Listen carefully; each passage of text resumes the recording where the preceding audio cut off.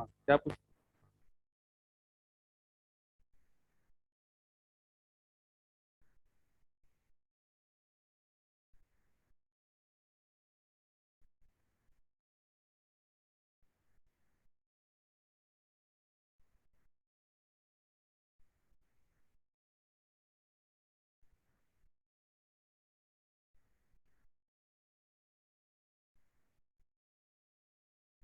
क्यों, क्या मैं ऑडिबल हूँ सबको ऑनलाइन में?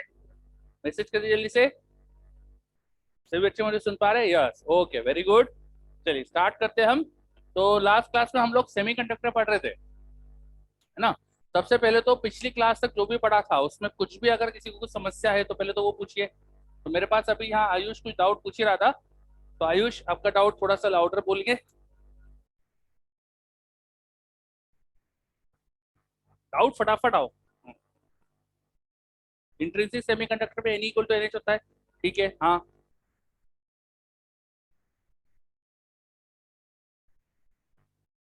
हाँ।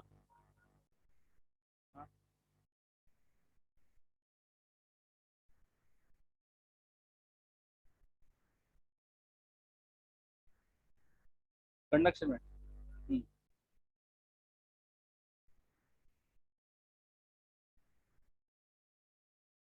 हाँ। हाँ।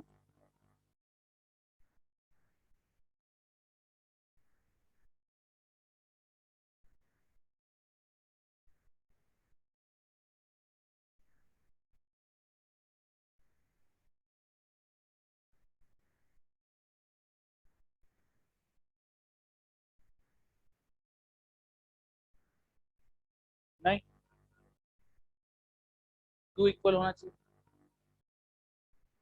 मतलब क्वेश्चन मेरे पास आया है अभी, फाइनली क्वेश्चन जो आया है कि सेमीकंडक्टर में जो करंट क्रिएट होता है ड्यू टू इलेक्ट्रॉन्स का flow and due to holes का फ्लो, क्या वो करंट इक्वल होगा? तो मेरा आंसर है नहीं, है ना। It's not necessary that even if the number of electrons per unit volume, free electrons number per unit volume which is in conduction band, and the number of free holes in valence band वो भले equal भी हो, still it's not necessary that दोनों की वजह से जो current create होगा वो इक्वल हो। Reason being mobility, mobility differ करती है। होल्स की मोबिलिटी अलग होती है और जो कंडक्शन बैंड में फ्री इलेक्ट्रॉन्स थे मूवमेंट के लिए उनकी मोबिलिटी अलग होती है।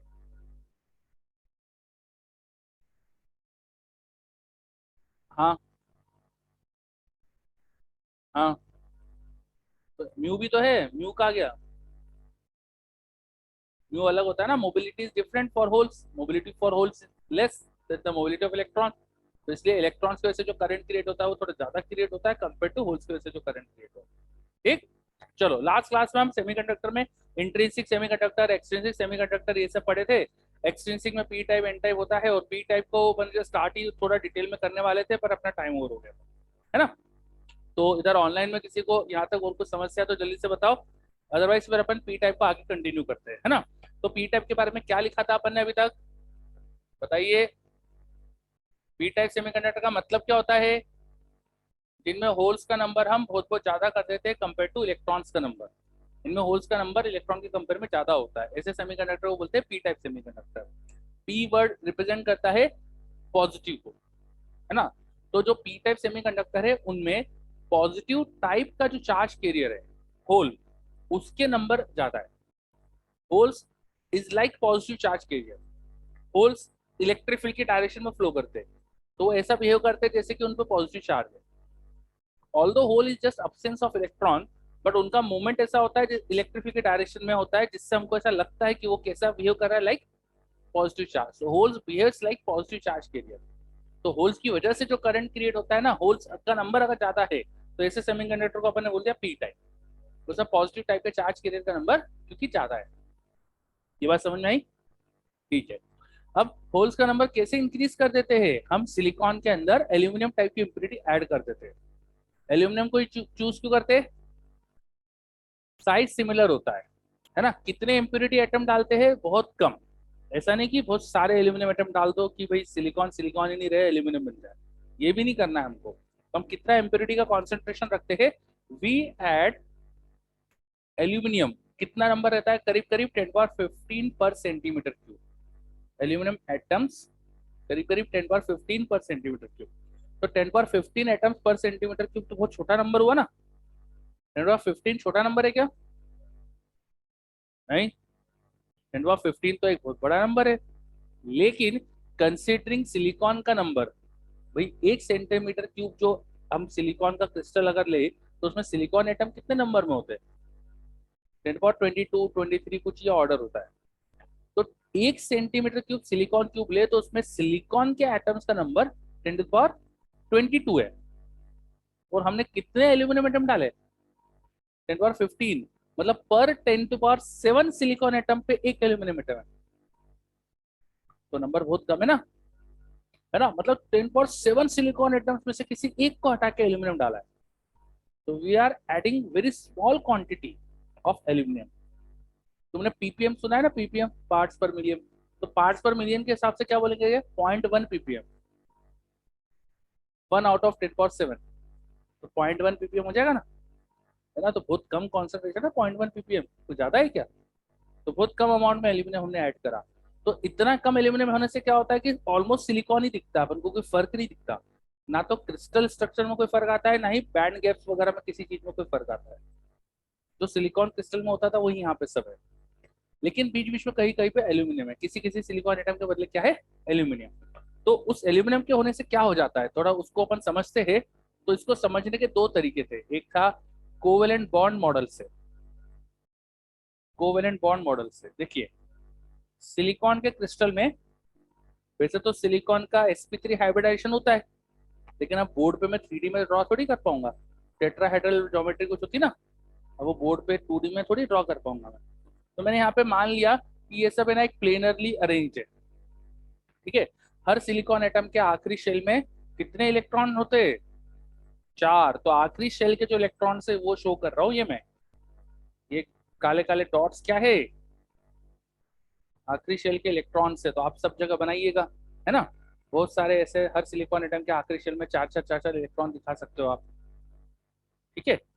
अब आपस में सिलिकॉन में कोवेलेंट बॉन्ड होता है। तो एक सिलिकॉन आसपास के 4 सिलिकॉन एटम से कोवेलेंट बॉन्ड बना के इस तरह से अटैच्ड होता है। ये समझ पा रहे हो? हर सिलिकॉन एटम का आसपास के 4 सिलिकॉन एटम से बॉन्ड बना हुआ है। कुछ इस तरह से अपन बॉन्ड को शो कर सकते हैं। तो इस तरह से जो रिप्रेजेंटेशन करते हैं अपन इसको बोलते हैं कोवेलेंट बॉन्ड मॉडल। क्या है ये? Covalent bond model. ठीक है। अब आपने क्या करा है, आपने सिलिकॉन के क्रिस्टल में कहीं एल्यूमिनियम डाल दिया था। तो हो सकता है कि इसमें से एक सिलिकॉन के बदले एल्यूमिनियम आ चुका है। यहाँ एल्यूमिनियम आ गया। जहाँ एल्यूमिनियम आ गया तो एल्यूमिनियम के आखिरी शेल में कितने इलेक्ट्रॉन होते हैं? अरे तो एक इलेक्ट्रॉन तो है ही नहीं इसके पास। सब तरफ सिलिकॉन चार चार बॉन्ड बना रहा है। तो सब सिलिकॉन चाहते हैं 4 बॉन्ड बनाना, है ना। सब तरफ चार बॉन्ड बन गए। लेकिन जहां एल्यूमिनियम है उसके पास में कोई सिलिकॉन एटम होगा जो 4 बॉन्ड नहीं बना पा रहा है। या फिर हम बोल सकते हैं कि एक ऐसा कोवेलेंट बॉन्ड बना जिसमें एक ही इलेक्ट्रॉन है। दिख रहा है आपको? एक इलेक्ट्रॉन डिफिशिएंट बॉन्ड बन रहा है ना। एक बॉन्ड ऐसा बन गया यहाँ पे। ये एल्यूमिनियम 3 सिलिकॉन से तो कोवेलेंट बॉन्ड प्रॉपर बना सकता है, लेकिन एक सिलिकॉन के साथ एक इलेक्ट्रॉन की कमी है। तो इलेक्ट्रॉन डिफिशिएंट बॉन्ड है। तो जो इलेक्ट्रॉन की डिफिशियंसी की जगह है ना, दिस इज लाइक होल। तो होल क्रिएट हो गया। हर एल्यूमिनियम, एक एक एल्यूमिनियम एटम की वजह से एक एक होल क्रिएट होगा। जितने एल्यूमिनियम एटम तुम डाल रहे हो उतने ही होल्स क्रिएट हो जाएंगे। तो एल्यूमिनियम एटम का कॉन्सेंट्रेशन कितना रखा है? 10^15। तो कितना होल का कॉन्सेंट्रेशन क्रिएट हो जाएगा? 10^15 पर सेंटीमीटर क्यूब। अच्छा, प्योर सिलिकॉन में कितना होता था होल्स का कॉन्सेंट्रेशन या इलेक्ट्रॉन का कॉन्सेंट्रेशन? प्योर सिलिकॉन में 300 केल्विन पे। बताओ, क्लास में बताया था ना Ni की वैल्यू सिलिकॉन के लिए 1.5 इंटू 10^10। उसका ऑर्डर 10^10 था, लेकिन यहाँ ऑर्डर क्या है? 10^15। प्योर सिलिकॉन क्रिस्टल में जिसमें सिर्फ सिलिकॉन ही है, कुछ नहीं है, वहां पर होल्स और इलेक्ट्रॉन का कॉन्सेंट्रेशन किस ऑर्डर में आता था? होल्स जो फ्री होल्स है, जो वैलेंस बैंड में होल्स है, उनका 10^10 के ऑर्डर में कॉन्सेंट्रेशन था। और जो कंडक्शन बैंड के फ्री इलेक्ट्रॉन है उनका कॉन्सेंट्रेशन क्या था? 10^15, सॉरी 10^10 था पहले। लेकिन अब क्या हो गया? 10^15 हो गया। होल का कॉन्सेंट्रेशन बढ़ चुका है। तो होल का कॉन्सेंट्रेशन बढ़ गया है, इसलिए अपन बोलते हैं सेमीकंडक्टर क्या हो गया, पी टाइप सेमीकंडक्टर हो गया। तो मैंने मास एक्शन लॉ भी बताया था क्या। तो होल का कॉन्सेंट्रेशन अगर बढ़ेगा तो इलेक्ट्रॉन का क्या हो जाएगा, कम हो जाएगा, क्योंकि इलेक्ट्रॉन का कॉन्सेंट्रेशन इनटू होल का concentration should be ni square which is a constant term, है ना। अगर होल का कॉन्सेंट्रेशन बढ़ चुका है तो इलेक्ट्रॉन का कम होना चाहिए। तो ni की वैल्यू कितनी थी, 1.5 इंटू 10 पावर 10। तो ni square upon concentration of holes, ये हो जाएगा ना ni। तो ये निकालो लगभग कितना आएगा, 10 पावर 5 पर सेंटीमीटर क्यूब आने वाला है। अभी आपने बताया ना कि जो होल का कॉन्सेंट्रेशन है वो लगभग लगभग एल्यूमिनियम के कॉन्सेंट्रेशन के बराबर हो जाएगा। लेट्स से एल्यूमिनियम का कॉन्सेंट्रेशन को मैंने Na से रिप्रेजेंट करा, है ना। ये जो A है ये मैंने एक्सेप्टर के लिए लगाया है। एल्यूमिनियम एटम एक तरह से वैकेंसी क्रिएट कर रहे हैं वैलेंस बैंड में, तो वैलेंस शेल के इलेक्ट्रॉन्स को एक्सेप्ट कर रहे हैं, ऐसा कुछ सोच सकते हैं, है ना। वो क्यों सोच रहे हैं अपन ऐसा बताऊंगा मैं भी। अभी तक की चीजें क्लियर हुई जो बोर्ड पे लिखी है, यहाँ तक कोई डाउट। एनआई स्क्वायर कांस्टेंट क्यों होता है, किसी एक टेम्परेचर पर जो रिकॉम्बिन जो वैलेंस बैंड से कंडक्शन बैंड जाने का रेट और कंडक्शन बैंड से वैलेंस बैंड आने का रेट है वो कांस्टेंट होना चाहिए। तो केमिकल इक्विलिब्रियम जैसा कुछ है। अगर आप एक जगह कॉन्सेंट्रेशन बढ़ाओगे दूसरी जगह कम होना चाहिए। केमिस्ट्री में शायद ऐसा कुछ पढ़ा है ना आपने केमिकल इक्विलिब्रियम में। आपने रिएक्टेंट ज्यादा अमाउंट में डाल देते हो तो रिएक्शन आगे ज्यादा होने लगती है, ऐसा कुछ रहता है ना। और प्रोडक्ट पहले से ज्यादा हो तो फिर रिएक्शन आगे जाने का रेट कम होता है, उल्टी रिएक्शन ज्यादा होने लगती है, ऐसा कुछ रहता है ना केमिकल इक्विलिब्रियम में। तो कुछ उस टाइप का फंडा है। ठीक है, चलो आगे बढ़ते फिर। तो ये हमने चीजें समझने के लिए कोवेलेंट बॉन्ड के मॉडल से चीजें समझी है। हमने यहाँ पर चीजें समझने के लिए क्या यूज करा, कोवेलेंट बॉन्ड मॉडल। इसको एनर्जी बैंड मॉडल से भी समझा सकते थे। अब एनर्जी बैंड मॉडल से कैसे समझाया जाता है वो देखते हैं अपन। वो एनसीईआरटी में नहीं है शायद, या है शायद, देख लीजिएगा। एनर्जी, हाँ वो साइड में लिख रहा है, दिख रहा है हमको। ठीक है, एनर्जी बैंड मॉडल से कैसे समझाते हैं। जब हम सिलिकॉन में एल्यूमिनियम ऐड कर रहे हैं तो सिलिकॉन का अपना कंडक्शन बैंड था, सिलिकॉन का अपना वैलेंस बैंड था, सिलिकॉन के एटम्स उसके वैलेंस बैंड में थे और वैलेंस बैंड पूरा इलेक्ट्रॉन से भरा हुआ था। वैलेंस बैंड कंप्लीटली भरा हुआ था इलेक्ट्रॉन से, कोई जगह नहीं है यहाँ पर और इलेक्ट्रॉन को रखने की। This is completely filled, this is completely filled. ठीक है, और कंडक्शन बैंड खाली रहता है लो टेम्परेचर की बात करूँ अगर तो। लेकिन टेम्परेचर बढ़ाते हैं तो वैलेंस बैंड का इलेक्ट्रॉन कंडक्शन में जा सकता है। अब हम बात करते हैं कि एल्यूमिनियम एटम डालने से क्या हो जाता है। तो हर एल्यूमिनियम एटम अपने इलेक्ट्रॉन्स को अपने एनर्जी लेवल में रखेगा ना। एल्यूमिनियम के इलेक्ट्रॉन्स एल्यूमिनियम के एनर्जी लेवल में होंगे। एल्यूमिनियम का कोई एनर्जी बैंड नहीं बनेगा वहां, कि एल्यूमिनियम बहुत सारे थोड़ी है। कितने एल्यूमिनियम एटम थे, बहुत कम थे, है ना। तो एल्यूमिनियम एटम्स का अपने एनर्जी लेवल है।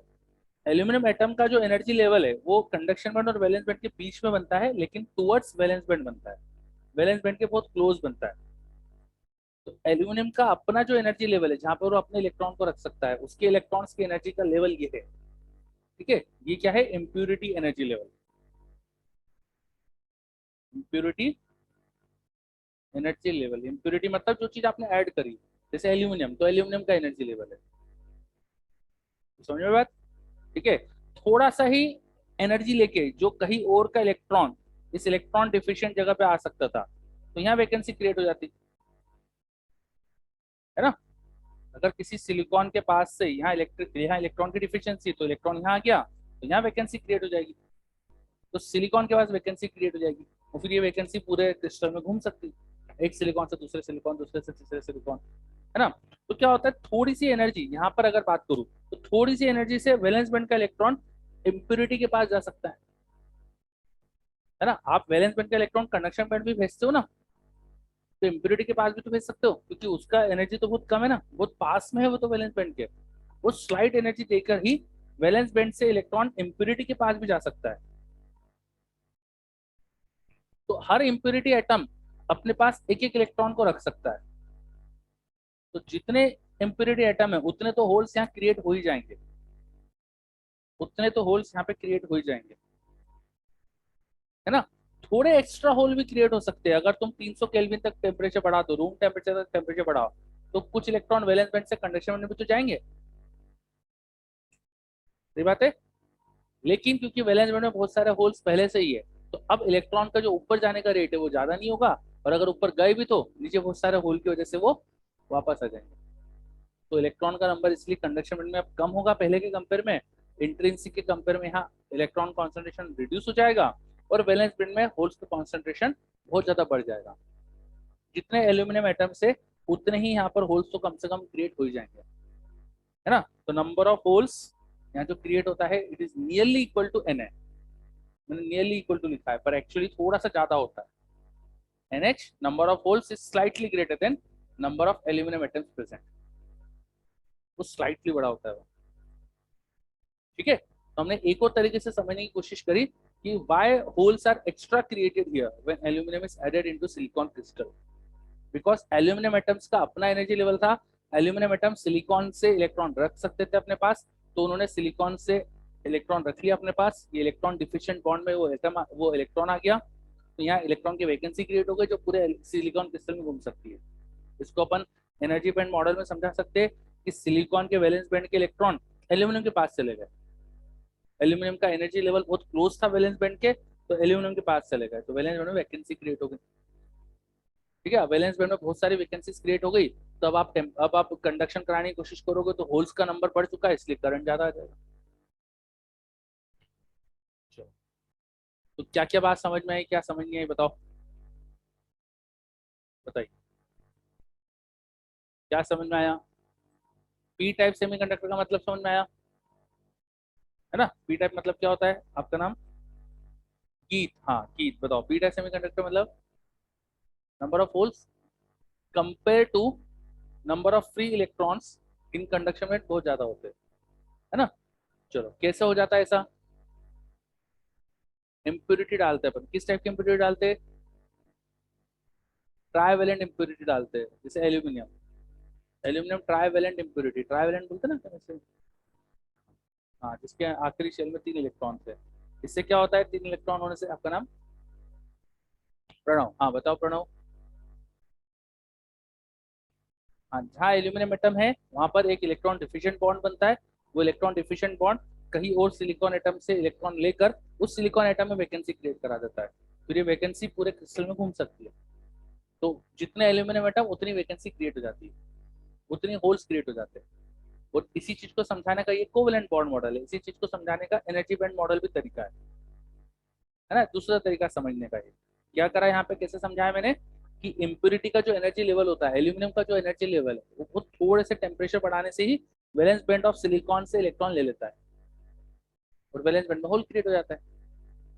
और वैलेंस बैंड में क्योंकि अब बहुत ज्यादा होल क्रिएट हो गए, तो कंडक्शन में जो इलेक्ट्रॉन जा रहे थे उनका नंबर भी कम हो जाता है, इसलिए concentration of electrons in conduction में बहुत कम हो जाता है, और concentration of hole in valence band बहुत ज्यादा था। ठीक, हाँ। अब नेट करंट बढ़ा क्यों, वेरी गुड, ये बहुत अच्छा क्वेश्चन पूछा। मेरे से क्वेश्चन पूछा गया है कि अब इलेक्ट्रॉन का कॉन्सेंट्रेशन कम हो गया, होल का बढ़ गया, तो करंट नेट क्यों ज्यादा हो जाता है। चलो ये अच्छा क्वेश्चन पूछा है। तो कंडक्टिविटी की बात करें तो सेमीकंडक्टर में कंडक्टिविटी होती है होल की वजह से कंडक्टिविटी प्लस इलेक्ट्रॉन्स की वजह से कंडक्टिविटी। ठीक है, होल की कंडक्टिविटी क्या थी, number of holes into holes पे charge, mobility of holes. Electron की conductivity number of free electrons, electron पे चार्ज, मोबिलिटी ऑफ इलेक्ट्रॉन्स। अब तुमने एनी भले कम कर दिया, मान लो जीरो ही हो गया, है ही नहीं वो, अब खत्म हो गया, लेकिन पिछले केस के कंपेयर में, मतलब इंट्रिंसिक के कंपेयर में, यहाँ होल का कॉन्सेंट्रेशन 10 पावर 5 टाइम ज्यादा है ना। इंट्रिंसिक में दोनों 10 पावर 10 थे, अब एक अकेला ही होल का कॉन्सेंट्रेशन 10 पावर 5 टाइम बढ़ गया, तो ये वाला टर्म इंट्रिंसिक सेमीकंडक्टर के कंपेयर में यहाँ पर 10 पावर 5 टाइम ज्यादा आएगा, तो कंडक्टिविटी का क्या होगा, बढ़ेगी, सिंपल सी बात है। तो क्या हुआ, मान लो सपोज इलेक्ट्रॉन का चार्ज तो दोनों तरफ सेम ही है, सपोज मोबिलिटी सेम थी, फिलहाल के लिए मोबिलिटी सेम थी मान लो, तो हम ये ई इंटू म्यू कॉमन ले सकते हैं, अंदर आएगा एनी प्लस एन एच।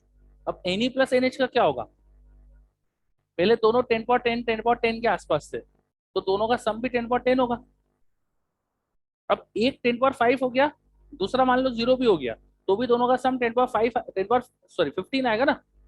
एक 10 पावर 15 हो गया ना होल्स का कॉन्सेंट्रेशन। हाँ, आपको गणित आता है ना। 10 पावर 10 प्लस 10 पावर 10 कितना होगा? 2 इंटू 10 पावर 10। और 10 पावर 15 प्लस भले 0 भी कर दो तो 10 पावर 15। तो 2 इंटू 10 पावर 10 और 10 पावर 15 में क्या, कौन ज्यादा है? कितने गुना ज्यादा है? 10 पावर करीब करीब 5 टाइम ज्यादा है ना। कंडक्टिविटी का क्या होगा फिर? बढ़ेगी। बात समझ में आई? और मोबिलिटी थोड़ी सी कम होती है होल्स की, ऐसा नहीं कि बहुत ज्यादा कम होती है, थोड़ा सा फर्क होता है। इलेक्ट्रॉन की मोबिलिटी स्लाइटली ज्यादा होती है कंपेयर टू होल्स। चलो अब समझ में आ रही बात अच्छे से, क्यों कंडक्ट करंट ज्यादा क्रिएट होता है यहाँ पे, समझ में आ रहा है? चलो, तो ये अपन ने पढ़ा पी टाइप सेमीकंडक्टर। अच्छे से देख लीजिए, कहीं कुछ समझ में नहीं आया तो बताइए। और मैं जो भी पढ़ा रहा हूँ ना, बहुत डेप्थ में पढ़ा रहा हूँ, इतनी डेप्थ में जरूरत नहीं होती है। ये तभी जरूरत है जब आप बहुत अच्छी रैंक लाने के लिए कोशिश करो, नहीं तो आप सेमीकंडक्टर को बहुत लाइटली पढ़कर भी काम चला सकते हो, है ना। मतलब अ, ये अपन एनसीईआरटी को अच्छे से समझने की कोशिश कर रहे हैं, इसलिए अपन डेप्थ में चीजों को समझ रहे हैं। ठीक है, आपको मतलब कम पढ़कर भी आपके क्वेश्चन हो जाएंगे। ठीक है, तो अगर कहीं भी आपको इसमें तकलीफ लग रही है कि बहुत ज्यादा डेप्थ हो रही है, तो वो ठीक है, हम क्योंकि टफ ही पढ़ रहे हैं।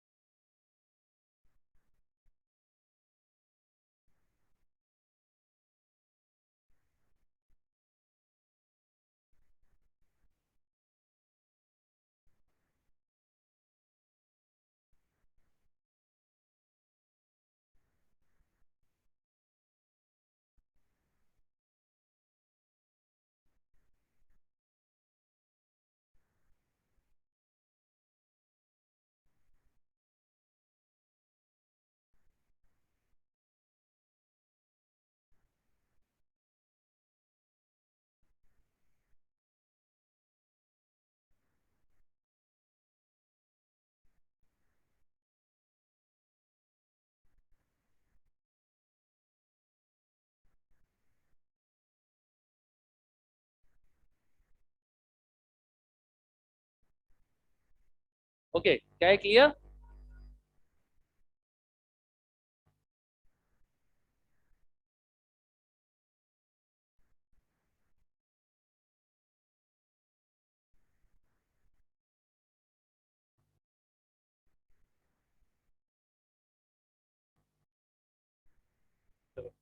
ओके, तो हमने पढ़ा अभी पी टाइप सेमीकंडक्टर, अब आते हैं एन टाइप सेमीकंडक्टर में। तो एन टाइप बहुत सिमिलर है, पी और एन में कोई ज्यादा फर्क नहीं है। हाँ, ऐसे तो ड्रास्टिकली फर्क है, पर समझने के लिए आसान है। ठीक है, पी टाइप सेमीकंडक्टर बनाने के लिए हमने ट्राइवलेंट इंप्योरिटी डाली, जिससे क्या हुआ, एक ट्राइवलेंट इंप्योरिटी डालने से एक ऐसा इंप्योरिटी डाल रहे हो आप जिसमें इलेक्ट्रॉन का नंबर कम थे, जिससे होल्स का नंबर बढ़ गया। अब एन टाइप सेमीकंडक्टर बनाने के लिए हम पेंटावलेंट इंप्योरिटी डालते हैं, जैसे फास्फोरस। हम क्या डालते हैं? Phosphorus type. N type semiconductor का मतलब क्या होता है? जिसमें कॉन्सेंट्रेशन ऑफ इलेक्ट्रॉन बहुत बहुत ज्यादा होता है कॉन्सेंट्रेशन ऑफ होल से। इसके लिए हम क्या ऐड करते हैं? फॉस्फोरस। फॉस्फोरस का जो कॉन्सेंट्रेशन होता है उसको एनडी से रिप्रेजेंट करते हैं। अच्छा, पिछली बार Na का मतलब क्या था? ये एल्यूमिनियम का इम्प्योरिटी लेवल सिलिकॉन से इलेक्ट्रॉन एक्सेप्ट कर रहा है ना, इसलिए एल्यूमिनियम को बोलते हैं एक्सेप्टर टाइप की इम्प्योरिटी। वो इलेक्ट्रॉन एक्सेप्ट करती है फ्रॉम सिलिकॉन। ठीक है, इसलिए उसके कॉन्सेंट्रेशन को Na से रिप्रेजेंट करा था। अब फॉस्फोरस को बोलते हैं डोनर इम्प्योरिटी, क्योंकि इलेक्ट्रॉन देती है। क्या होता है? Donor impurity. यहाँ पर जितना डोनर इम्प्योरिटी का कॉन्सेंट्रेशन है उसी के लगभग बराबर इलेक्ट्रॉन का कॉन्सेंट्रेशन आ जाता है, और होल का कॉन्सेंट्रेशन यहाँ बहुत कम हो जाता है ना। फॉस्फोरस एटम्स का जो इम्प्योरिटी एनर्जी लेवल क्रिएट होता है वो कंडक्शन बैंड के बहुत क्लोज क्रिएट होता है, कंडक्शन बैंड के बहुत क्लोज क्रिएट होता है।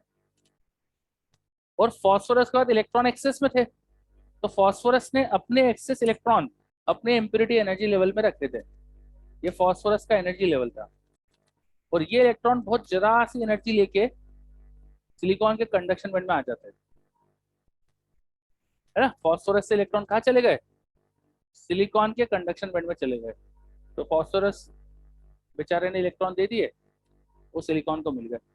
तो कोवेलेंट बॉन्ड मॉडल में भी देखो यहाँ पे जैसे फास्फोरस डाल दिया था आपने, फास्फोरस के बाद 5 इलेक्ट्रॉन थे, तो जो एक्सेस इलेक्ट्रॉन है वो थोड़ी सी एनर्जी लेके, वो जो एक्सेस इलेक्ट्रॉन था फास्फोरस का, वो थोड़ी सी एनर्जी लेके सिलिकॉन के कंडक्शन बैंड में चला गया।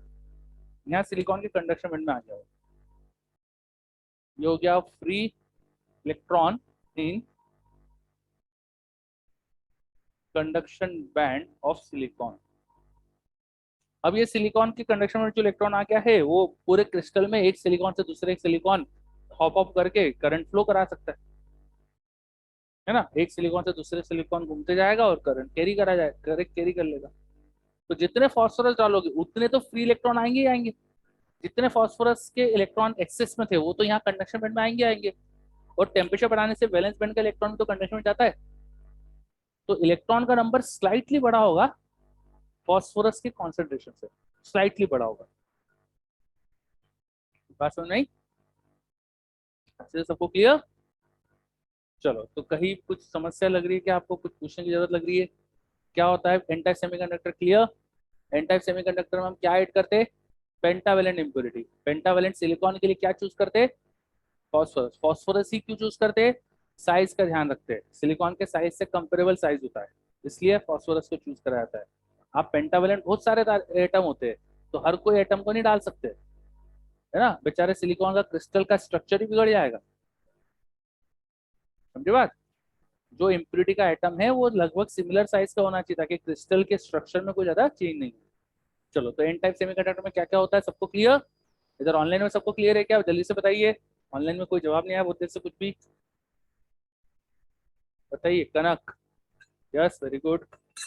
बाकी बच्चे? निशित को भी आ गया, वेरी गुड। निशित कल क्लास में नहीं थे आप?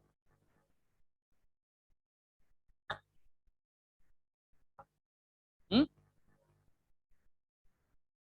जोर से बोलो, जोर से बोलो। एनडी क्या था? क्या है एनडी? जितने फास्फोरस एटम है उसका कॉन्सेंट्रेशन। जितने फास्फोरस एटम है उतने इलेक्ट्रॉन तो यहाँ कंडक्शन बैंड में आ ही जाएंगे, और कुछ और इलेक्ट्रॉन भी आ सकते हैं ना वैलेंस बैंड से। तो नंबर ऑफ इलेक्ट्रॉन जो कंडक्शन बैंड में होंगे वो फास्फोरस के जितने नंबर थे उतने तो थे, उससे थोड़े से ज्यादा हो सकते हैं ना।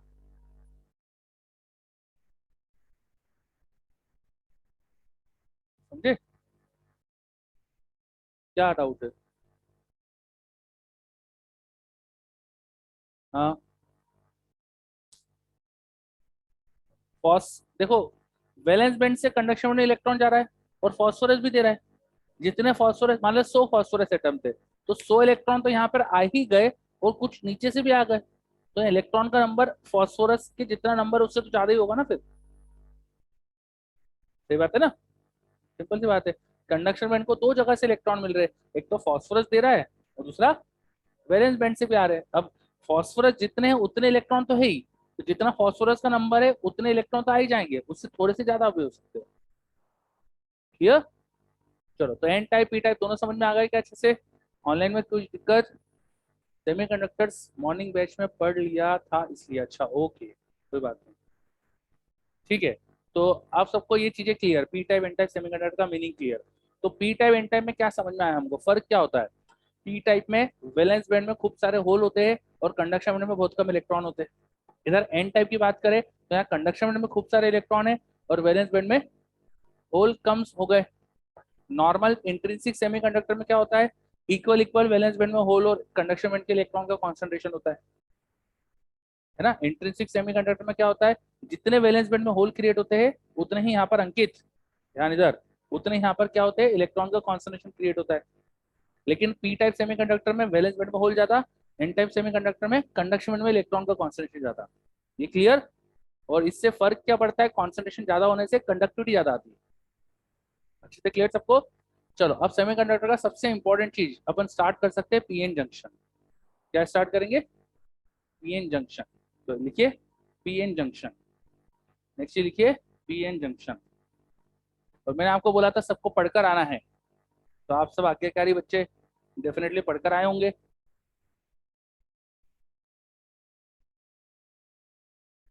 पढ़ के तो आए ना? अरे पढ़ के आए कि नहीं, मेरा क्वेश्चन बस इतना सा है ना? पढ़ के तो आए ना सब। चलो, पीएन जंक्शन का मतलब क्या है, बस ये चीज बता दो। ऐसा सेमीकंडक्टर जिसमें पी और एन साथ में, ठीक है। तो अगर किसी मैकेनिज्म से हमने एक ही सेमीकंडक्टर की चिप में या वेफर में एक तरफ पी एक तरफ एन सेमीकंडक्टर बनवा दिया, तो इसे बोल, इसके बीच में एक बाउंड्री बनेगी उनकी, पी और एन की। बाउंड्री के इस तरफ पी टाइप सेमीकंडक्टर है, बाउंड्री के उस तरफ एन टाइप सेमीकंडक्टर है, तो ये जो जंक्शन, ये जो बीच की बाउंड्री है, ये कहलाती है पीएन जंक्शन, है ना? पीएन जंक्शन का मतलब पी और एन का जंक्शन। अब इसको ऐसे नहीं बनाते कि अपन पी सेमीकंडक्टर एन सेमीकंडक्टर को लाओ फेविकोल से जोड़ दो, ये तरीका नहीं होता पीएन जंक्शन बनाने का, ठीक है ना? पीएन जंक्शन में पी और एन सेमीकंडक्टर एक्चुअली एक ही सिलिकॉन के ब्लॉक में बनाए जाते हैं। एक ही सिलिकॉन का ब्लॉक, ब्लॉक नहीं लेते एक्चुअली, चिप्स ली जाती है। चिप समझते हो? हाँ, चिप समझते हो ना? हाँ, चिप्स या वेफर, आलू की चिप्स आती है ना, वो समझते हो ना? हाँ, तो सिलिकॉन की चिप्स ली जाती है, ठीक है। जैसे आप आलू की वेफर खाते हो, जैसे सिलिकॉन की वेफर या चिप ली जाती है, ठीक है। उस चिप पर उतनी पतली होती है जैसे आलू की होती है, उससे ज्यादा भी पतली रहती है, उससे कम पतली रहती है, सॉरी, उससे ज्यादा थिन होती है। तो बहुत ही थिन सी वेफर ली जाती है सिलिकॉन की। उस सिलिकॉन वेफर में एक तरफ पी रीजन एक तरफ एन रीजन क्रिएट करा दिया, है ना? एक तरफ एल्यूमिनियम एटम डाल दिए, खूब सारे एल्यूमिनियम एटम की बम्बार्डमेंट कर दी, तो एल्यूमिनियम एटम डालने की वजह से पी हो गया। एक तरफ फॉस्फोरस एटम डाल दिए तो एन हो गया। तो उनके बीच की जो बाउंड्री है, that is called PN junction, ठीक है। अब जैसे ही फैक्ट्री में पीएन जंक्शन बनता है, तो वैसे बहुत सारी चीजें होती है यहाँ पर। जैसे फैक्ट्री में पीएन जंक्शन बनता है, वैसे कुछ चीजें होती है यहाँ पर, क्या होती है वो हमको समझना है, ठीक है। चलो, पी सेमीकंडक्टर का मतलब क्या था आयुष? पी सेमीकंडक्टर का मतलब जल्दी से बताओ।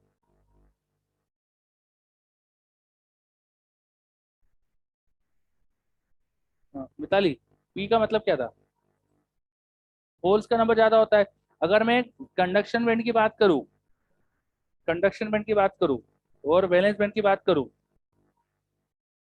तो जंक्शन के एक तरफ पी रीजन के अंदर वैलेंस बैंड में बहुत सारे होल्स मिलेंगे, ये मैं होल शो कर रहा हूँ। और उधर एन में होल्स होंगे क्या ज्यादा? नहीं। और एन में क्या ज्यादा होगा, कहाँ पे ज्यादा होंगे? और इधर पी के कंडक्शन बैंड में कम होते। तो इन कंडक्शन बैंड वहां पर इलेक्ट्रॉन बहुत ज्यादा अमाउंट में थे, और यहाँ के कंडक्शन बैंड में इलेक्ट्रॉन कम अमाउंट में। जस्ट बाउंड्री के उधर खूब सारे कंडक्शन बैंड के इलेक्ट्रॉन है। कंडक्शन बैंड के इलेक्ट्रॉन का मतलब यहाँ पर फ्री मूव करने वाले इलेक्ट्रॉन से, और इधर फ्री मूव करने वाले इलेक्ट्रॉन नहीं है। तो इलेक्ट्रॉन के कॉन्सेंट्रेशन का डिफरेंस है ना? जस्ट एक बाउंड्री के इधर खूब सारे घूमने फिरने वाले इलेक्ट्रॉन है, और उधर घूमने फिरने वाले इलेक्ट्रॉन ही नहीं है। तो ये इलेक्ट्रॉन घूम फिर सकते हैं, तो वो क्या करेंगे?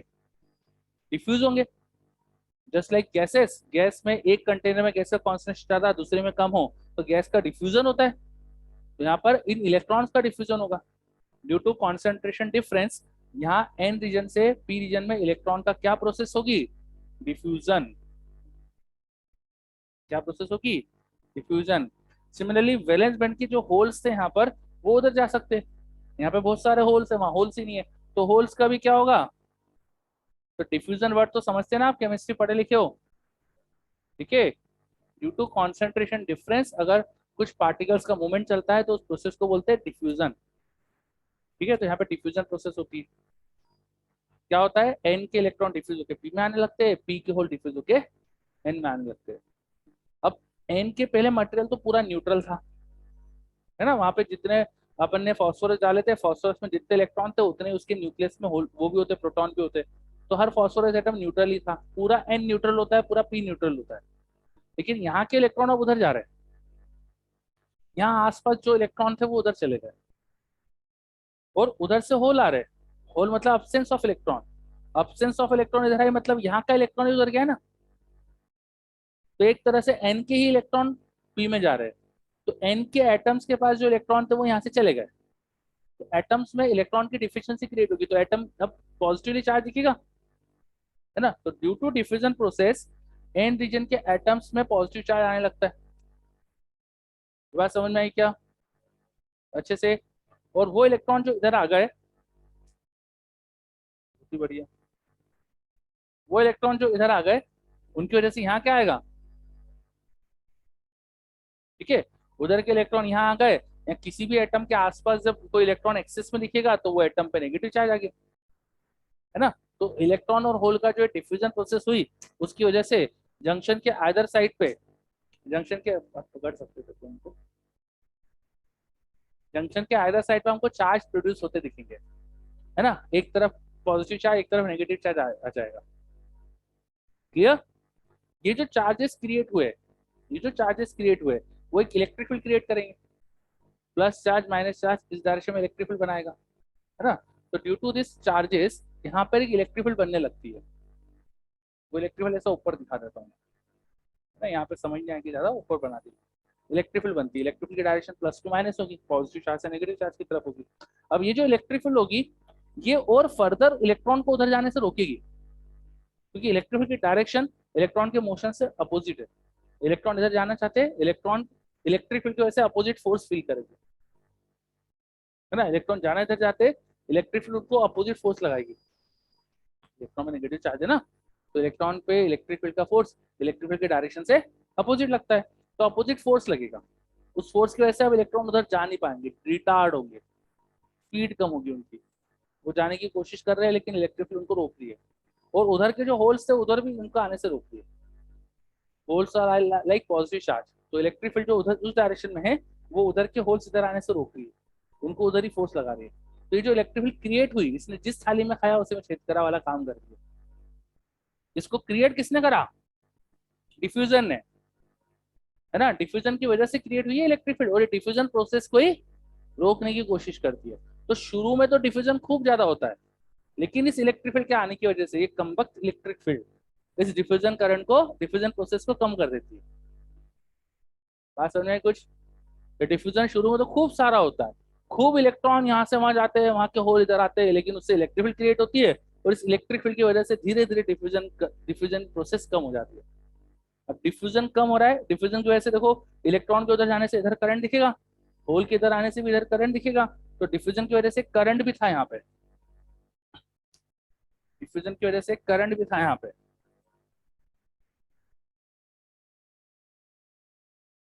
चलो, ये जो डिफ्यूजन प्रोसेस हो रही थी इसकी वजह से हमें इस डायरेक्शन में करंट दिख रहा था। चार्जेस का जब फ्लो होता है तो फ्लो ऑफ चार्ज को करंट बोलते हैं, इस करंट को बोलते हैं डिफ्यूजन करंट, है ना। बट ये डिफ्यूजन करंट जो था, इस डिफ्यूजन करंट की वजह से इलेक्ट्रिक फील्ड क्रिएट हो गई, और वो इलेक्ट्रिक फील्ड इसको कम कर रही है। बात समझ में आई? तो जैसे ही पीएन जंक्शन बनता है वैसे डिफ्यूजन करंट आता है, डिफ्यूजन करंट से धीरे धीरे इलेक्ट्रिक फील्ड बढ़ती आती है, इलेक्ट्रिक फील्ड इसको कम करती आती है, तो डिफ्यूजन करंट धीरे धीरे कम हो रहा है, और इलेक्ट्रिक फील्ड धीरे धीरे, एक समय ऐसा आता है इलेक्ट्रिक फील्ड इतनी स्ट्रांग होती है कि बहुत कम डिफ्यूजन करंट हो गया, ऑलमोस्ट जीरो जैसा हो गया। समझ में बात? है ना। इलेक्ट्रिक फील्ड ने अब इलेक्ट्रॉन जो यहाँ के उधर जा रहे थे उनको जाने से रोक दिया, इतनी स्ट्रांग इलेक्ट्रिक फील्ड हो गई, है ना। अच्छा, और एक और चीज, इस रीजन में, पीएन जंक्शन के इस रीजन में अब पूरे सेमीकंडक्टर में टेम्परेचर की वजह से इलेक्ट्रॉन वैलेंस बैंड से कंडक्शन बैंड तो जाते ही रहते हैं। मैंने आपको बताया था ना, इलेक्ट्रॉन वैलेंस बैंड से कंडक्शन बैंड जाना, फिर कंडक्शन बैंड से वापस आना, ये प्रोसेस लगातार चलती रहती है ना। टेम्परेचर की वजह से एनर्जी होती है सिस्टम में, और एनर्जी की वजह से इलेक्ट्रॉन वैलेंस बैंड से कंडक्शन बैंड जा रहा है, और कंडक्शन बैंड से वापस भी आ रहा है। अगर इस रीजन में जिसमें इलेक्ट्रिक फील्ड है, इस रीजन में वैलेंस बैंड में कोई इलेक्ट्रॉन था जो कंडक्शन में चला गया, तो वैलेंस बैंड में होल बना, वैलेंस बैंड में इलेक्ट्रॉन की एब्सेंस क्रिएट हुई, और कंडक्शन में इलेक्ट्रॉन आ गया, और वो इस रीजन में क्रिएट हो गया, मान लो इलेक्ट्रिक फील्ड वाले रीजन में। तो इलेक्ट्रिक फील्ड उस होल को बोले कि जा इधर जा, और इलेक्ट्रॉन को बोले कि जा इधर जा। इलेक्ट्रॉन को इलेक्ट्रिक फील्ड अपने अपोजिट फोर्स लगाएगी, और होल को, वो पॉजिटिव चार्ज है, इलेक्ट्रिक फील्ड उसकी डायरेक्शन फोर्स लगाएगी।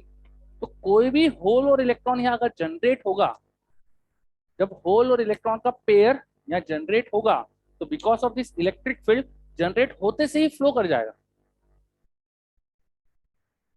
सही बात है क्या? है ना। और थर्मल एजिटेशन से जनरेट तो होते रहते लगातार, तो इस रीजन में थर्मल एजिटेशन से इलेक्ट्रॉन होल पर जनरेट होते रहते हैं, धीरे धीरे वो जनरेट हो रहे हैं और जैसे जनरेट होते वैसे ही फ्लो हो जाते हैं।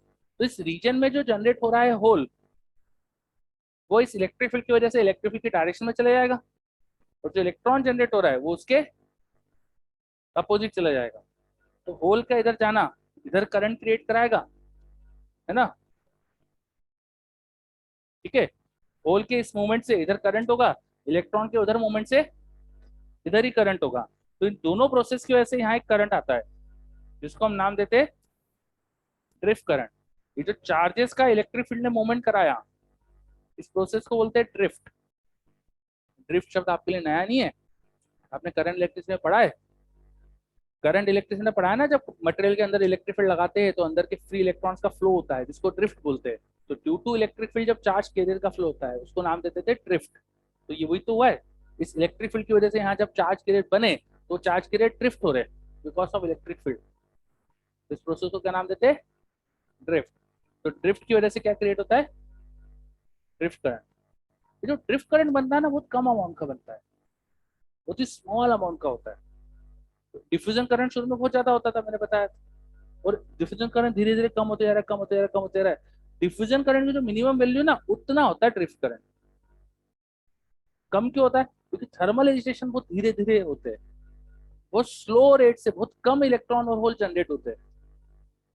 तो बहुत ही कम इक्का दुक्का होता है थर्मल एजिटेशन, जिससे बहुत कम होल इलेक्ट्रॉन जनरेट हो रहे हैं। इसलिए होल और इलेक्ट्रॉन का नंबर बहुत कम होने से ड्रिफ्ट करंट बहुत कम होता है।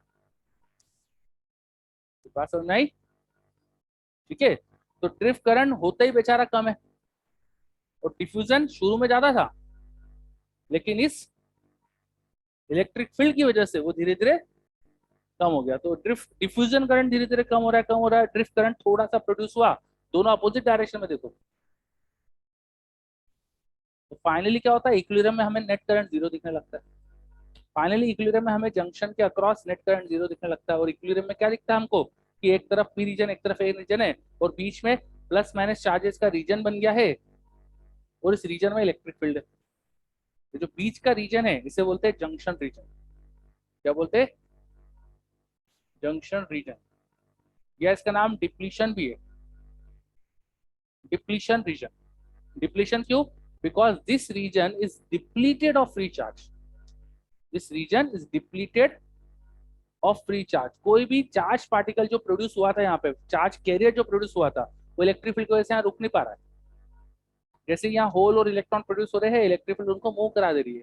तो because of the electric field, the free charge carriers are depleted from this region. This region is depleted of free charges, that's why इसे क्या बोलते हैं, डिप्लीशन रीजन। बात समझ में आई, है ना, किसका क्या नाम है, कुछ समझ में आ रहा है। चलो, तो अभी तक क्या क्या बातें हुई, थोड़ा सा एक पॉज लेते हैं, है ना, और रिकलेक्ट करते हैं सारी चीजों को। ठीक, चलो अब शांति से एक एक करके बताओ, आपने क्या क्या समझा शुरू से, एक एक प्रोसेस। इधर ऑनलाइन के बच्चे भी सुन पाए, इसलिए मैं सबको माइक दे रहा हूँ। ठीक, पहला अपना नाम बोलना है और बताना है कि शुरू से क्या हुआ।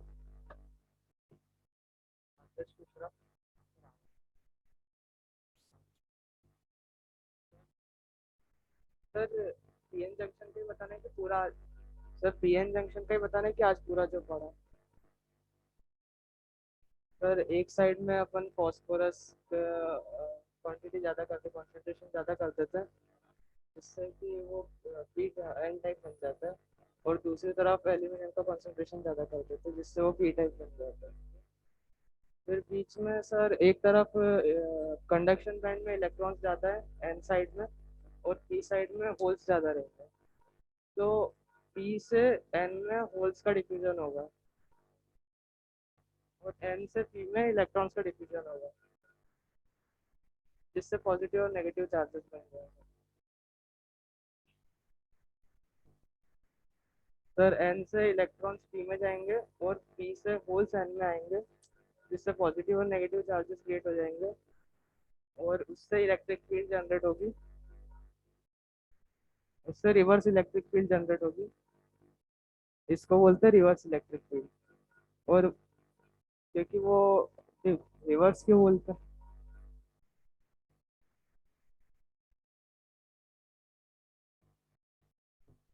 पी टू एन को फॉरवर्ड बोलते हैं और वो electric field N to P है, इसीलिए उसको रिवर्स बोलते हैं।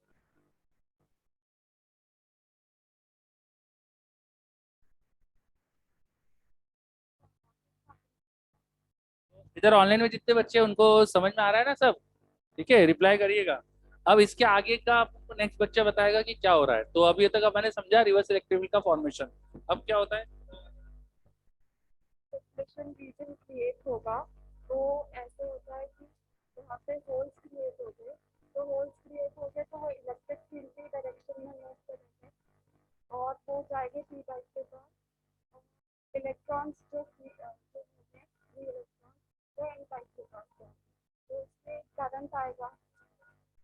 उस प्रोसेस को नाम देते हैं ड्रिफ्ट करंट, जिसको इलेक्ट्रिक फील्ड में क्रिएट किया। इलेक्ट्रिक फील्ड की वजह से चार्ज पार्टिकल का मोशन आता है इसमें, और इससे आई ड्रिफ्ट आ जाता है अपोजिट डायरेक्शन में और दोनों का नेट ऑफ करते हैं। स्टार्टिंग में डिफ्यूजन करंट ज़्यादा होता है, वो कम होते जाता है, और ड्रिफ्ट करंट कम होता है जैसे स्टार्टिंग से ड्रिफ्ट करंट ज़्यादा होता है।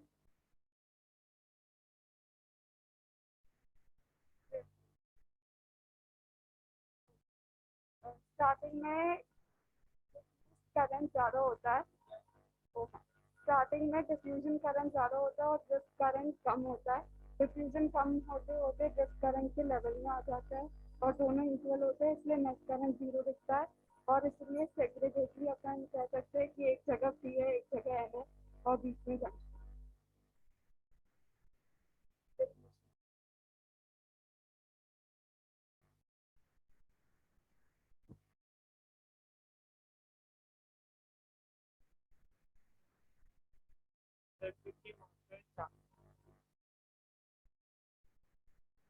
तो उस रीजन को डिप्लीशन रीजन क्यों बोलते हैं? तो डिप्लीशन रीजन क्यों बोलते हैं? क्योंकि वहाँ पर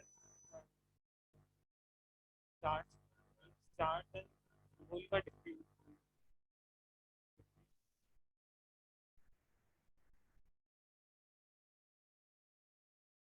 देखिए, जो बीच का रीजन है ना, पी और एन के बीच का, इसको हमने नाम दिया था डिप्लीशन रीजन। इसको हमने नाम दिया था डिप्लीशन रीजन। इसका रीजन क्या है? Why it is called? हाँ, अब इस रीजन को डिप्लीशन रीजन क्यों बोलते हैं? Because if there is any free charge carrier in this region, then because of the electric field it is going to be drifted।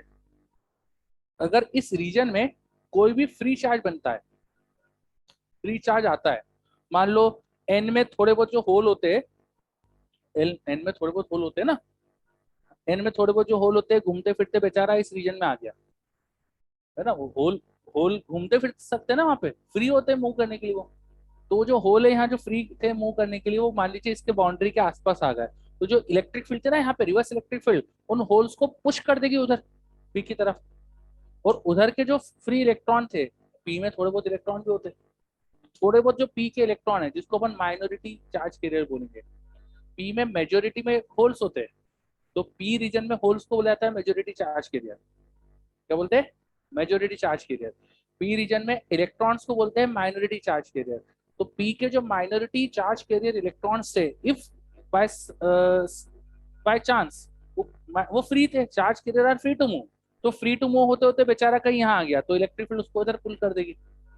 और बीच के रीजन में थोड़ा बहुत भी अगर थर्मल इचेशन से होल और इलेक्ट्रॉन जनरेट होते हैं, तो वो इलेक्ट्रिक फील्ड की वजह से ड्रिफ्ट हो जाएंगे।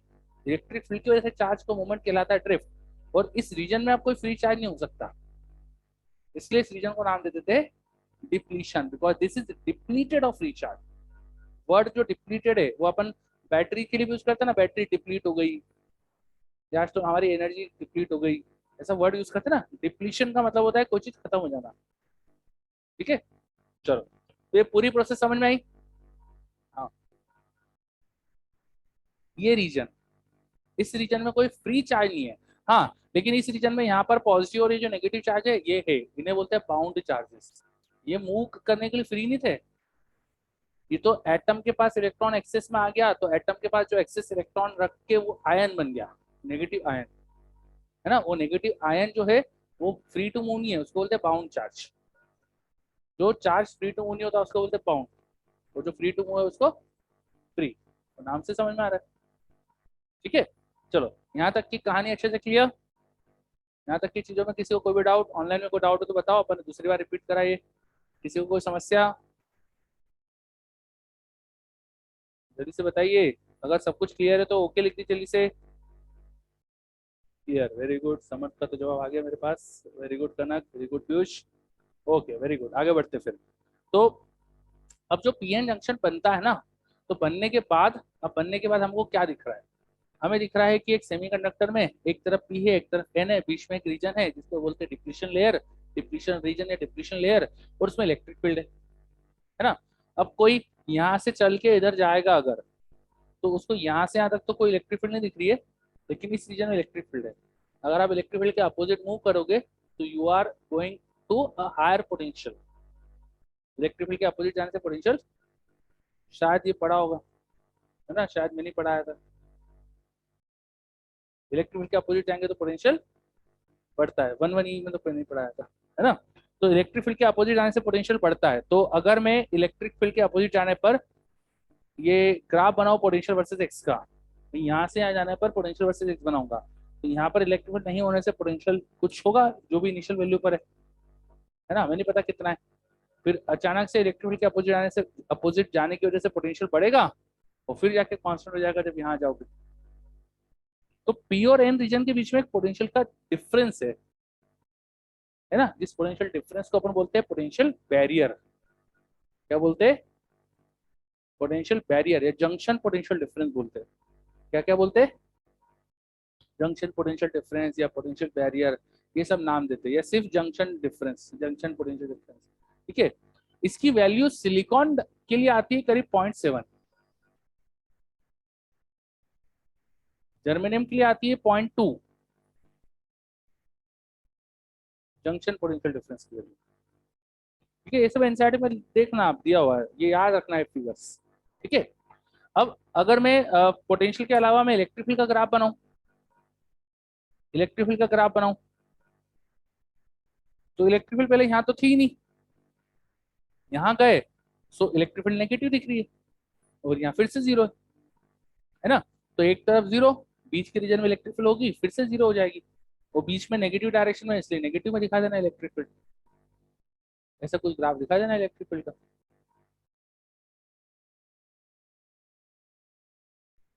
ठीक है। चलो, तो ये इलेक्ट्रिक फील्ड ग्राफ बना दिया हमने। अगर कोई बोले कि भैया चार्ज जो प्रेजेंट है, नेट चार्ज, उसका ग्राफ बनाओ, नेट चार्ज वर्सेस पोजीशन का ग्राफ बनाओ, तो पी में तो कोई नेट चार्ज नहीं है, एन में भी कोई नेट चार्ज नहीं है, लेकिन एकदम जंक्शन के राइट लेफ्ट में देखोगे तो जंक्शन के एक तरफ नेगेटिव चार्ज है और दूसरी तरफ पॉजिटिव चार्ज है ना। तो जंक्शन के एक तरफ तो नेगेटिव चार्ज, एक तरफ पॉजिटिव चार्ज दिखेगा, ये सबको क्लियर। जो इलेक्ट्रॉन पी से एन गया, उसकी वजह से जितना पी पे पॉजिटिव आएगा उतना ही एन पे नेगेटिव आएगा, या मैंने उल्टा बोल दिया, जो इलेक्ट्रॉन एन से पी गया, एन में उतना ही पॉजिटिव और उतना ही उधर नेगेटिव आएगा ना, तो मैग्नीट्यूड तो सेम आएगा दोनों तरफ चार्ज का। हाँ, तो होल और इलेक्ट्रॉन जब क्रिएट हुए तो एक इलेक्ट्रॉन के जाने से इक्वली आएगा ना। चलो, तो इक्वल इक्वल चार्ज का मैग्नीट्यूड आएगा दोनों साइड पर। चलो, ये सब चीजें क्लियर। हाँ, अभी तो कुछ नहीं, अभी तो सिर्फ इंटरनल क्या होता है वो पढ़ रहे हैं अपन, ठीक है, इंटरनली क्या हो रहा है वो सब पढ़ रहे हैं अपन। चलो, यहाँ तक की चीजें क्लियर अच्छे से। चलो, तो अपन ने अभी क्या पढ़ा, पीएन जंक्शन, ये अपन ने क्या पढ़ा, पीएन जंक्शन। अगर पीएन जंक्शन बहुत इंपॉर्टेंट चीज है, पीएन जंक्शन अगर समझ में आएगा तो आगे की चीज समझ में आएगी, अगर पीएन जंक्शन समझा नहीं तो आगे की चीज कुछ भी समझ में नहीं आएगी। चलो, अब आगे बढ़े, आगे बढ़े हम, लिखो, कोई फोटो वोटो, वीडियो देगा उसमें देख लेना, ठीक है।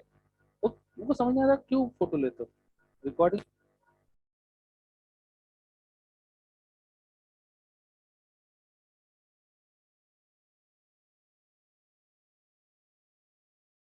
चलो, ये एनसीईआरटी में पॉइंट 3 है तो हम पॉइंट 3 लिखेंगे, वेरी गुड, वेरी गुड।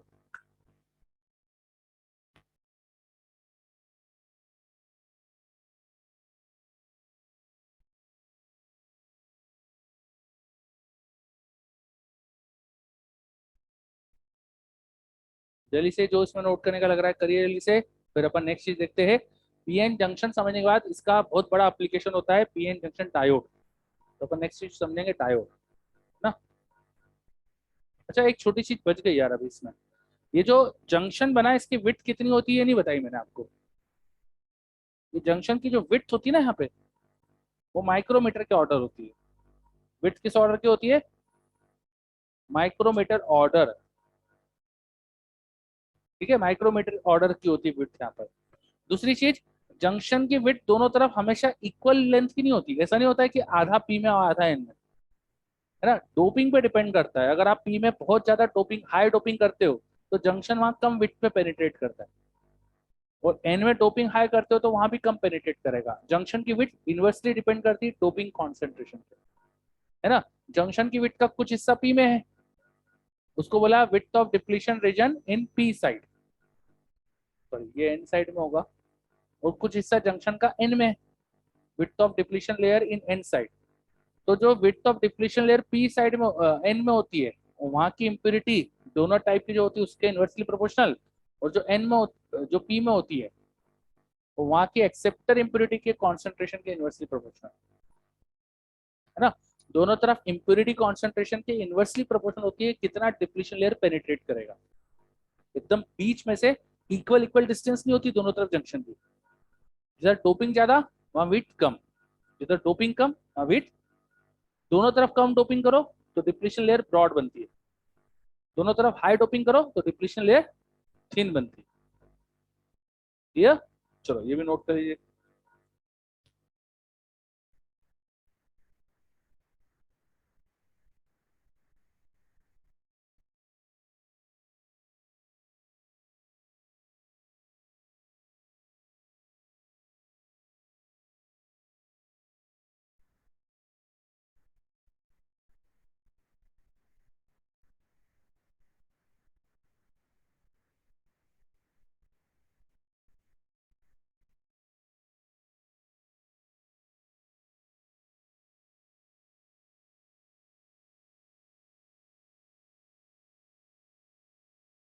चलिए जल्दी से नोट करिए सब।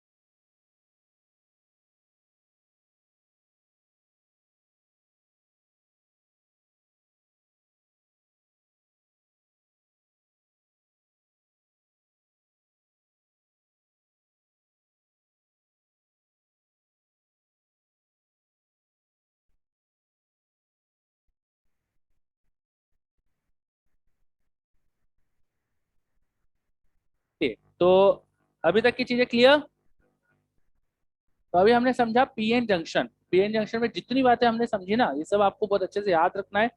और आप तो एक काम करना, जो ये रिकॉर्डिंग मिलेगी वो सेव रखना अच्छे से, क्योंकि सेमीकंडक्टर में इतनी थ्योरी है कि कुछ ना कुछ तो भूलता ही है बच्चा।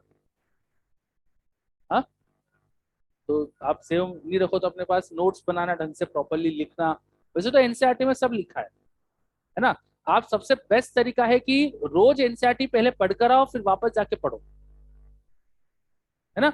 जो क्लास में हो रहा है वो पहले से पढ़कर आओ, ठीक है। और जो क्लास में हो गया वो वापस जाके एक बार फिर से पढ़ो। तो दो तीन बार इस तरह से पढ़ लोगे ना तो चीजें अपने आप ही याद हो जाती है। नॉर्मली नॉर्मली तो हो जाती है इंसान को इतने में याद, ठीक है। पर आपको अगर ज्यादा पढ़ने की जरूरत लग रही ज्यादा पढ़ो, ठीक है, आप जितना पढ़ोगे उतना आपको याद रहेगा। ठीक, लाइंस को हाईलाइट करके पढ़ो। ठीक है, एक एक वर्ड देखो कि इसको अपन ने समझा था कि नहीं, एक एक वर्ड के पीछे थ्योरी अपन ने कुछ पढ़ी थी कि नहीं, वो सोचो।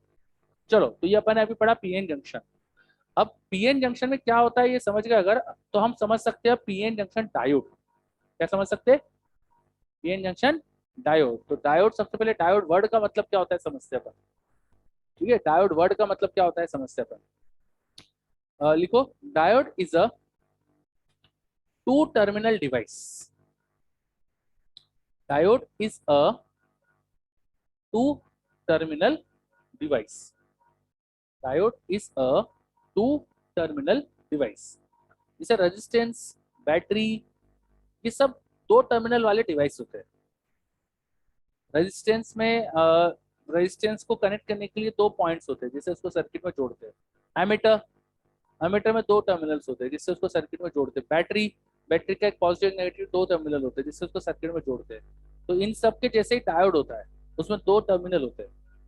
लेकिन जैसे बैटरी को कैसे कनेक्ट कर रहे हैं हम, सीधा या उल्टा, उसके हिसाब से अलग चीज हो जाती है ना। वैसे डायोड के साथ भी है। डायोड में भी डायरेक्शनल प्रॉपर्टी है, रजिस्टर को सीधा या उल्टा लगाने से कोई फर्क नहीं पड़ता, है ना। कैपेसिटर में भी नहीं होता ऐसा। कैपेसिटर में भी कोई डायरेक्शन नहीं रहती है स्टैंडर्ड नॉर्मल कैपेसिटर्स में। वो कुछ रीजन रहता है, कुछ और चीजें रहती है, बट नॉर्मली थ्योरेटिकली कैपेसिटर में ऐसा कोई रीजन नहीं है। ठीक है, डायोड में है। डायोड को सीधा उल्टा लगाने से बिल्कुल कैरेक्टरिस्टिक्स ही अलग होती है, बिल्कुल अलग तरह से बिहेव करते हैं। ठीक है, तो डायोड की कैरेक्टरिस्टिक्स डायरेक्शनल होती है। देखो, it has directional characteristics. It has directional characteristics. Diode की कैरेक्टरिस्टिक्स डायरेक्शनल होती है। It has directional characteristics. In one direction, it allows current.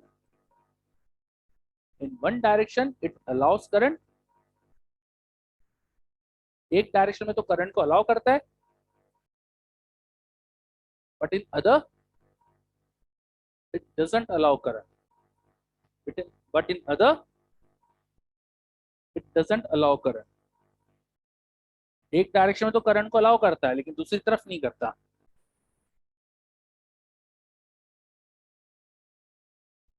अब डायोड का मतलब क्या? डायोड हमने बोला दो टर्मिनल का डिवाइस होता है, ये सब तो बात कर ली, है ना। पर डायोड मतलब क्या? तो जो पीएन जंक्शन है ना, इसी के एक एंड पे मैंने एक मेटल प्लेट लगा दी, दूसरे एंड पे दूसरी मेटल प्लेट लगा दी ताकि आप इसको सर्किट में जोड़ सको। यहाँ पे मेटल इलेक्ट्रोड्स लगा दिए आपने ताकि सर्किट में जोड़ दो। तो जो पीएन जंक्शन होता है, बस उसी के दोनों साइड्स पे पी और एन में अगर मेटल इलेक्ट्रोड लगा दिए तो ये जो चीज बन जाती है इसको बोलते हैं डायोड। ठीक है, एक तरफ पी रीजन, एक तरफ एन रीजन, बीच में जंक्शन रीजन। तो यही जो चीज बन जाती है उसको क्या बोलते हैं? डायोड। बस सर्किट में ऐसा नहीं बनाते अपन, डब्बा जैसा दिखाते नहीं है। सर्किट में सिंबल इसका अलग होता है। सर्किट में दिखाने के लिए ये सिंबल यूज करते हैं। This is circuit symbol of diode. Circuit symbol of diode, this is circuit symbol of diode. जैसे रजिस्टर का एक सर्किट सिंबल है ना, वैसे ये डायोड का सर्किट सिंबल है। ठीक है, इस सिंबल में जो ये ट्राइंगल जैसा हमने बनाया ना एक, इस ट्राइंगल का बेस जो है वो पी पी साइड की तरफ होता है और ट्राइंगल का हेड एन साइड की तरफ होता है। आपको ये पी एन ओन लिखना नहीं होते, वो अंडरस्टूड होता है पी किधर है एन किधर है। मैं बता रहा हूँ कि पी किधर है एन किधर है। क्लियर? ऐसा सिंबल दिखाते हैं डायोड का। क्लियर? डायोड को सर्किट में जोड़ने के दो तरीके हैं, या तो पी की तरफ हायर पोटेंशियल रखो या एन की तरफ हायर पोटेंशियल रखो, है ना। दोनों मतलब पोटेंशियल डिफरेंस लगाने के दो तरीके, या तो पी को एन के कंपेयर में हायर पोटेंशियल पे रखो या एन को पी के कंपेयर में हायर पोटेंशियल पे रखो। तो पोटेंशियल लगाने के तरीकों को क्या बोलते हैं? पढ़कर आए ना आप सब? क्या बोलते हैं? बायस। बायस करने का तरीका, है ना। डायोड को दो तरीके से सर्किट में बायस कर सकते हो। एक को बोलते हैं फॉरवर्ड बायस। फॉरवर्ड बायस जब अगर पी पॉइंट पे जो पोटेंशियल है, यहाँ का जो टर्मिनल का पोटेंशियल है पी का, वो एन टर्मिनल के पोटेंशियल से ज्यादा होता है। पी टर्मिनल का पोटेंशियल एन टर्मिनल के पोटेंशियल से ज्यादा होता है तो उसको बोलते हैं फॉरवर्ड बायस। एफ बी मतलब फॉरवर्ड, ठीक है। और दूसरा तरीका होता है कि एन पर पोटेंशियल हायर रखो पी के कंपेयर में, तो इसे क्या बोलते हैं, reverse bias. Reverse bias diode can be connected in two manners in circuit, in forward bias और इन रिवर्स बायस, रिवर्स बायस।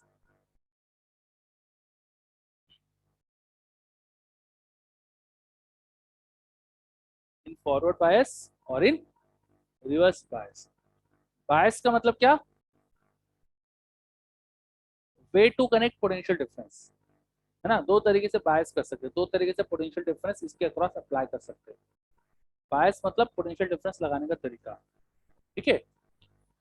अब अगर फॉरवर्ड बायस करे या रिवर्स बायस करे तो होगा क्या, वो समझते हैं।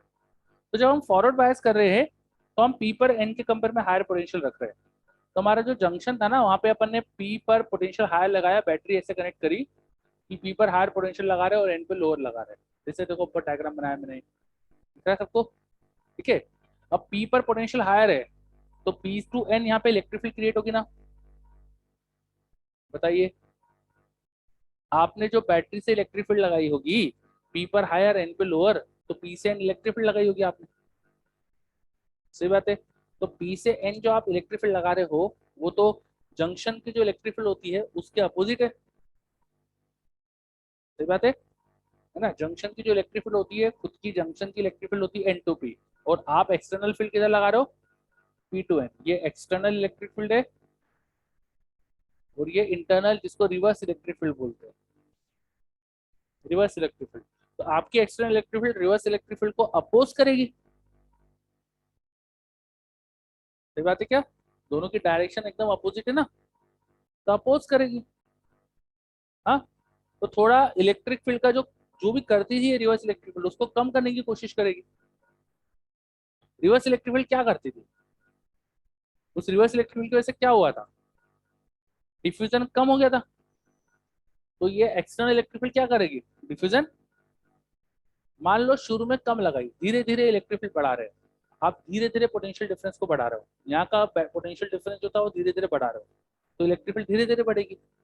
इलेक्ट्रिक फील्ड बढ़ने से क्या होगा, चलो अपन ग्राफ बनाते हैं, पोटेंशियल डिफरेंस बढ़ाने से क्या होगा, वो ग्राफ बनाते हैं। किसका ग्राफ बनाते हैं, पोटेंशियल डिफरेंस वर्सेस करंट का। किसका ग्राफ बनाते हैं, पोटेंशियल डिफरेंस वर्सेस करंट का। डायोड का जो पोटेंशियल डिफरेंस है V, उसका और यहाँ से जो करंट फ्लो कर रहा है उसका ग्राफ बनाते हैं, ठीक है। तो क्या होगा, जैसे धीरे थोड़ा थोड़ा सा आपने पोटेंशियल डिफरेंस बढ़ाया तो थोड़ी सी रिवर्स इलेक्ट्रिक फील्ड कम हो गई, एक्सटर्नल इलेक्ट्रिक फील्ड आने से रिवर्स इलेक्ट्रिक फील्ड का इफेक्ट थोड़ा कम हो गया। तो ड्रिफ्ट करंट तो उतना ही है, डिफ्यूजन थोड़ा सा, रिवर्स इलेक्ट्रिक फील्ड कम हो गई तो डिफ्यूजन थोड़ा, तो डिफ्यूजन बढ़ने से नेट में डिफ्यूजन की तरफ करंट आ जाएगा ना, तो स्लाइटली डिफ्यूजन की तरफ जो पी से एन करंट होता है वो स्लाइटली आ जाता है, थोड़ा थोड़ा सा करंट आने लगता है। जैसे ही इतनी इलेक्ट्रिक फील्ड होती है एक्सटर्नल कि रिवर्स इलेक्ट्रिक फील्ड को बिल्कुल खत्म कर दे, तो फिर रिवर्स इलेक्ट्रिक फील्ड का इफेक्ट पूरा खत्म, फिर डिफ्यूजन खूब ज्यादा बढ़ सकता है।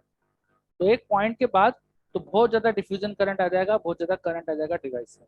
ऐसा ग्राफ बनता है करंट वर्सेस पोटेंशियल का, है ना। यहाँ पर एक एक पॉइंट आता है, उससे पहले तक करंट ज्यादा नहीं है।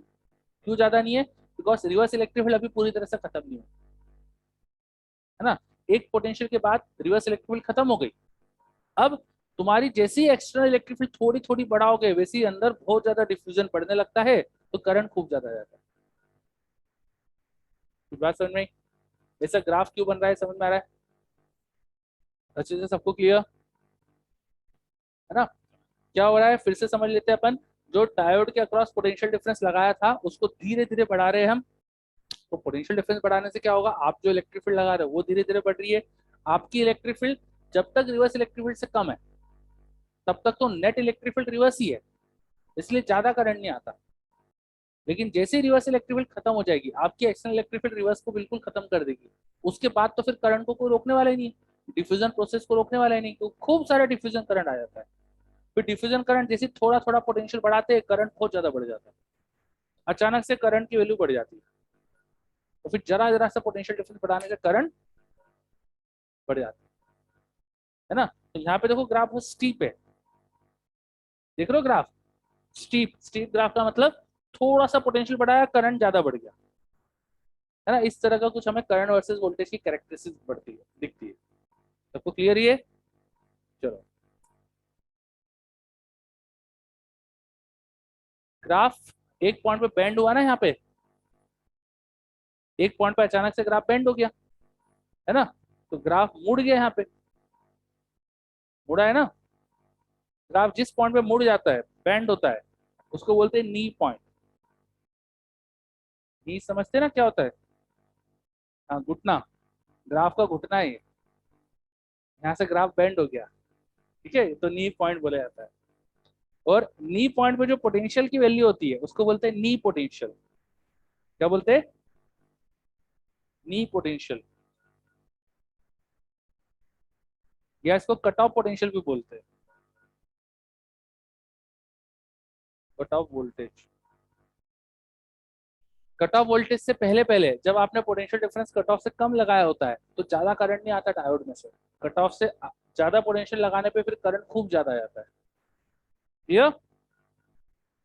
तो after cut off potential diode current allow कर देता है। और कट ऑफ की वैल्यू भी बहुत कम आती है। सिलिकॉन के लिए 0.7 होती है, 0.7 वोल्ट होती है फॉर सिलिकॉन। जर्मेनियम के लिए 0.2, एनसीईआरटी में 0.2 दिया है।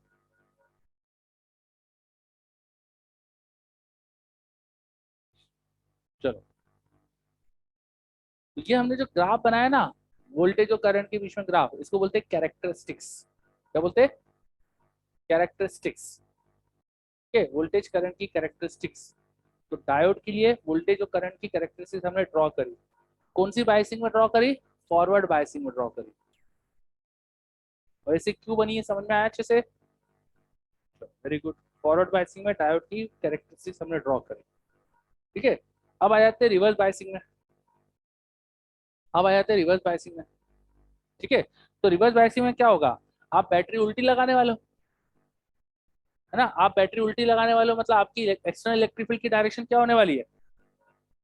आपने बैटरी उल्टी लगा दी तो external electric field reverse electric field की डायरेक्शन में हो जाएगी। तो ये तो रिवर्स इलेक्ट्रिक फील्ड को सपोर्ट करेगी ना। तो रिवर्स इलेक्ट्रिक फील्ड डिफ्यूजन कम करना चाहती थी, अब दोनों मिलकर डिफ्यूजन खत्म नहीं कर देगी, ठीक है। डिफ्यूजन खत्म हो गया तो माइन्यूट सा जो ड्रिफ्ट करंट चल रहा था वो दिखाई देता है फिर अपन को। इन दैट केस बहुत ही स्मॉल सा ड्रिफ्ट करंट दिखता है हमको सर्किट में। ड्रिफ्ट करंट ज्यादा बढ़ नहीं पाता, वो ज्यादा बढ़ नहीं पाता। उसका कम होने का रीजन था ना, क्या रीजन था? मैंने बताया था ना, यहाँ पे ड्रिफ्ट करंट बहुत कम प्रोड्यूस होता है, थर्मल एक्साइटेशन बहुत कम अमाउंट से होते हैं। तो ये जो होल और इलेक्ट्रॉन ये थे ही नहीं ज्यादा अमाउंट में। तुम भले ही बहुत इलेक्ट्रिक फील्ड लगा दे रहे हो कि भैया जैसे प्रोड्यूस होगा मैं उसको तेजी से एक्सलेट करा दूंगा, पर वो प्रोड्यूस तो हो। Number of hole and number of electrons are very, बहुत कम रेट से प्रोड्यूस हो रहे, बहुत कम है वहां पर, ठीक है। तो इलेक्ट्रिक फील्ड बढ़ने से भी करंट बढ़ नहीं पाता। तो वही स्मॉल माइन्यूट सा करंट होता है, या माइक्रो एम्पेयर के ऑर्डर का करंट होता है। किस ऑर्डर का करंट है? और यहाँ पर मिली एम्पेयर का करंट आ जाता है ना।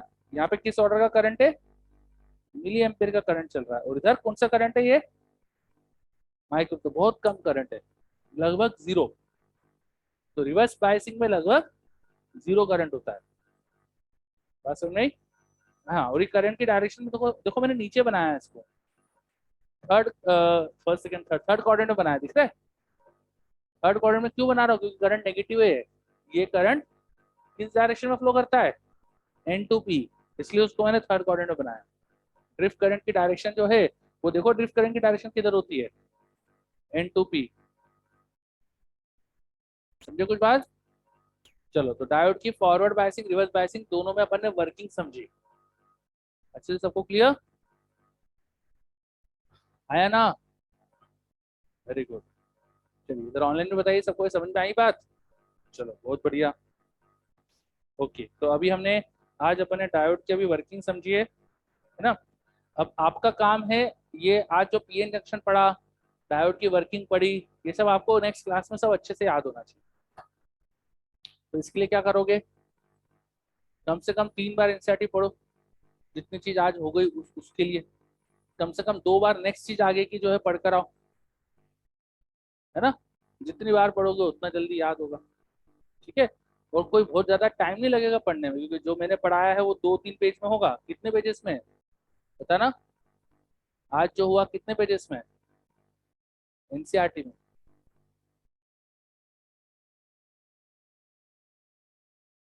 6-7 पेजेस। हाँ, पीएन जंक्शन मिला के 4 पेजेस करीब है, लेकिन 4 में बीच में कई बार बड़े बड़े फिगर है ना, कई बार फिगर विगर कुछ है, तो वो बहुत ज्यादा नहीं है ना, वो 4 नहीं, एक्चुअली 2 ही पेज होगा वो। तो 2 पेजेस की थ्योरी हुई है, कोई ज्यादा टाइम नहीं लगेगा पढ़ने में आपको। ठीक है, चलो तो पढ़कर आइए, इसको अच्छे से याद करके आइए, नेक्स्ट क्लास में इसके आगे कंटिन्यू करेंगे अपन। इसके आगे अपन पढ़ने वाले हैं डायोड की वर्किंग हो गई, उसको अपन सर्किट में लगाते हैं तो क्या होता है, diode as a circuit element पढ़ेंगे। फिर रेक्टिफायर्स क्या होते हैं वो पढ़ेंगे, है ना, रेक्टिफायर क्या होते हैं वो पढ़ेंगे, आप वो पढ़कर आइएगा रेक्टिफायर के बारे में क्या दिया है। ठीक है, चलो मिलते हैं फिर नेक्स्ट क्लास में। बाय सबको, thank you all of you.